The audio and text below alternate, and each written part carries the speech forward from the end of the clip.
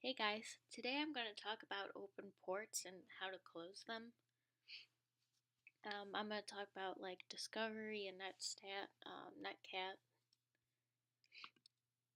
This is going to be one of the most important things in CCDC and something we did not do last year. So I have this vulnerable machine over here. It's called the Rick and Morty machine. I'm reusing this from one of my blog posts because it had a lot of ports open and it had some weird stuff in it, and it would go good for this example. So how are we gonna find it? Because you're not supposed to have this kind of access to it. You just can't type it in. You actually have to like hack it. So the first thing is we're just gonna use net discover. That stands for range .0.24 0, and that's the subnet.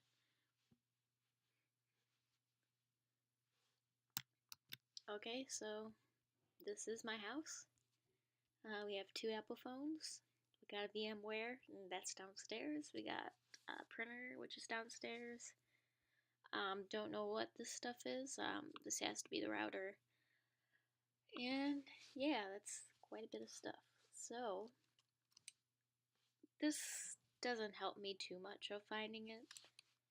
I don't see VirtualBox anywhere, and I have to go through each one and see which it was. So I'm just gonna use Nmap, which is the second option, and I use this one the most.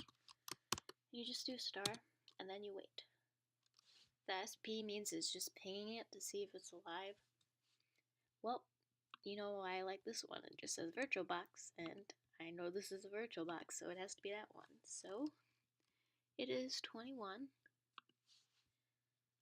Over here, before I do that, I'm going to do a regular Nmap scan on it. So with this Nmap regular, it only tests for the top 1,000 most popular. There are 65535 ports available, but the problem with this is it takes a long time to actually get all that information. It was very fast before I installed IPtables, and there's nothing in there, but we'll talk about that later. So we see 21, 22, 80, and 90, 90s open.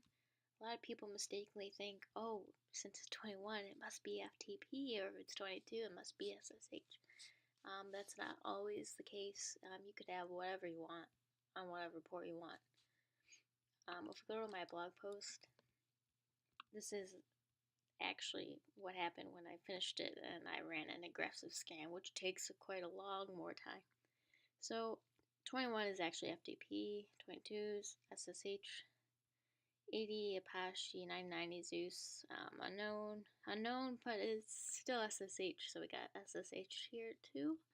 6,000, and that's unknown. So when you start the CCDC competition, just think of all of this and times it by 5, and that's how much stuff you're going to have open. And you're like, Amanda, how am I going to close all this? How do I close these ports? Well, I am here to help you. So let's go back to here.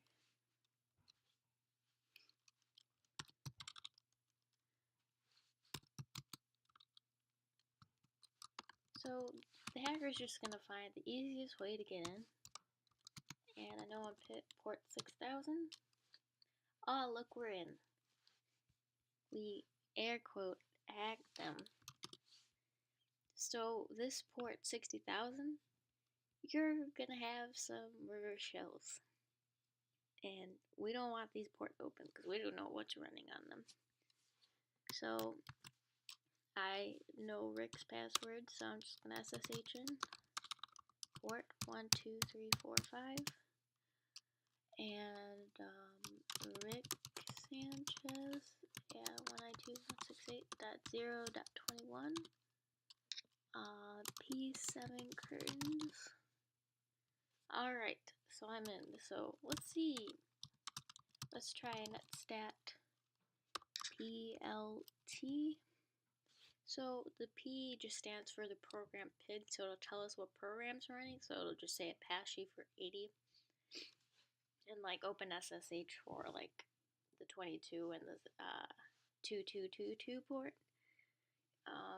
The T stands for TCP, and you could have an N, which replaces, well, I'll just show you the first one. So this is what we're listening to. We have 6,000, we got Easy Engine, I don't know the number to that. We got SSH, which is 22, this weird port, 60,000, which is our reverse shell, which we do not want because hackers are air quoting hacking us. They're just putting one command and they're in. And we got a bunch of other stuff. So if you're like, I don't know what port correlates to these words, you can just put an N, and there you go. Now the problem is it doesn't give us a PID or program name, and if you ps aux,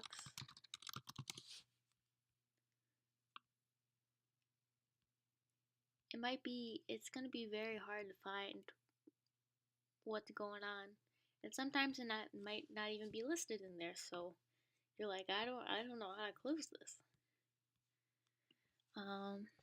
So, and also show you too, if a hacker is in, they can make another netcat e bin bash listen verbose port 1996. That's the port we're going to use to listen. So the hackers are going to come through port 1996 via bin bash. Alright. So I'm just going to stop this. You can see that that is not feasible. Alright, so let's see if 1996 is even a good... No, I guess not. So we're just going to do 1996. If you did like the whole port scan, you'd find it. You know what? We're going to go back. We're going to go port 950 to 9987. Okay. Oh, there it is. You see, it's open. So, 192.168.0.21, 1996. And you're like, oh, what happened? We're going to go back here. Oh, look, we have connection from this IP 18, which is my Cali, from port 54110. The important part, listening ports matter, but forward coming ports, it's just some random thing. So it would always be a random number. So what I can do, oh look it, I have a shell. I can do stuff now. So I'm Rick Sanchez, so I am the root admin. I'm the root admin, so just from that, I've owned the box. And they're gonna have so many ports open, and you're like, Amanda, what am I gonna do? So the easiest, and I think the only answer I found on Google was just IPtables stuff. Alright, so when it says Rick Sanchez, I'm really in this box. I SSH'd into it. So we're gonna look at IPtables. Gotta be root. It kind of scared me because I actually had to fix IPtables. I had to go to here and install the exact same package and it worked. So, alright, so let's just say I only want port 80 open, like I'm only hosting a website and that's the only service that's created, so I don't want these hackers getting anywhere. So what I'm gonna do is I'm gonna put append input accept traffic from TCP destination port 80. Oh, before we do that, I'm so sorry. We need to find this little thing. It's like the interface. A lot of people want to put Etho 0, but it's not always it's not always that one. So your IP tables aren't going to work if it's that. TCP destination port 80 I, and then this weird thingamabob, and there we go. IPtables A input J drop P TCP IEN POS3. Okay, and as you will see, look at me typing. And guess what? I am kicked out. I'm kicked out of SSH. That's the beauty of IPtables, is it happens in real time. So if there's a hacker in SSH and you apply these IPtables rules, it immediately cuts them off. You don't have to restart your computer. You don't gotta shut it down. It's all good. Just 2 commands. If you're like hosting DNS, like keep port 53 open. Just keep whatever service you're running open. You could still go to the internet and stuff. Oh, I can't. Yeah, this is why I logged into this box, because this happened. Alright, so let's unmap this thing again.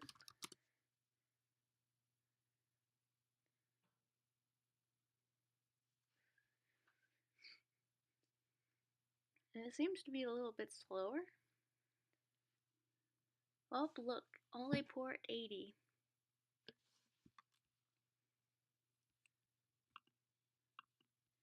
So what that means is they can't use any of those exploits anymore.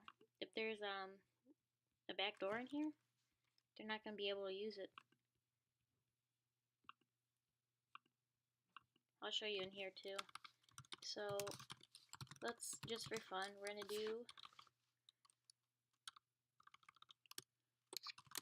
do this again. LVP 1996. For you non-believers, hope I'm listening on 1996. Nmap 92.168.0.21 1996. Let's see if that works. Probably this. Oh.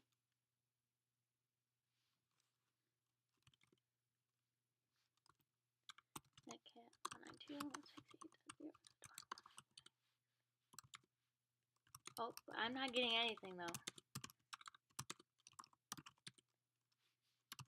You see that? Oh, okay. It's filtered. That's good. So that doesn't mean, that means it's not open.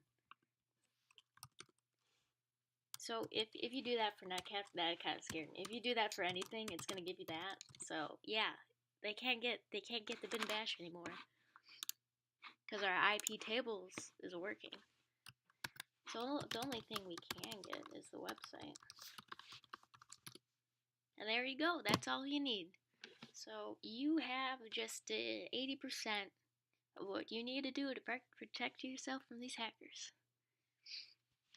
The last thing I'm going to show you, how long is this going? Man, you think you're going fast, but you're not. Okay. I think the best part of this is just kicking me out of SSH. So, I'm definitely going to do my IPtables before I change my password, because they're probably going to screenshot me doing that. Okay, let's go back to here. Alright, now I'm going to show you the cron tab. Now, what a hacker can do is they can do some snazzy cron tab rules. That stands for flush, so that'll get rid of everything. 1, 2, 3, 4, 5. Alright, so all we have to do now is wait 1 minute. You see, installing new cron tab. And this is the first time I'm doing it, so I don't know if it's going to work or not. So make sure you know how to use IPtables, because this will save yourself. Because if you're worrying about these like out of scope vulnerabilities, no, they're using one command. They're not even logging in to get it. They're just using netcat IP port, and they're it. And that's the end. So it's probably all they were doing. And They don't want to stress themselves out. They want the easiest way, so they're gonna use that way. Um, if you seriously like have a backdoor on your machine, it's very hard to find, and they recommend that you just wipe everything out and just start with a new machine. So if you ever suspect that, I was like, how do I turn like individual ports off? And the only answer was IPtables. It's very easy. It works. Keeps the hackers out. So we're gonna check these. So basically, I will go to this website, but the cron tab is like a program that updates, that runs a list of commands every so often. And so this one is at every minute, so I had 5. Day of the week, I use this one often. You can have 7 at 7 a.m. on Monday, so I use this one. And you just have to put different numbers in, and it's just easier using this GUI thing. That way you know what you're doing. And the minute is as low as it gets. So let's go back here and see if it worked.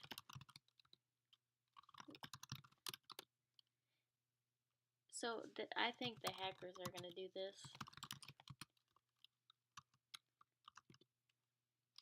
It also could be that it needs sudo.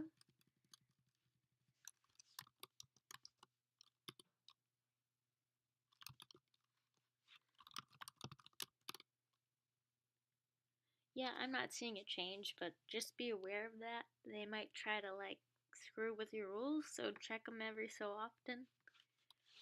If they suddenly disappear, then that's bad. That means they did something. If you made a mistake, just do the flush, and it'll get rid of everything, and you could redo stuff.